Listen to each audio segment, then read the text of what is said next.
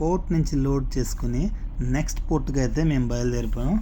Ship port నుంచి బయటకు వస్తూనే సీ కండిషన్ అనేది కొద్దిగా చేంజ్ అవుతుంది. సీ అనేది రఫ్ అవుతుంది. షిప్ ముందుకు వెళ్ళేటప్పుడు ఎలా ఉంటుందో ఈ వీడియోలో చూద్దాం.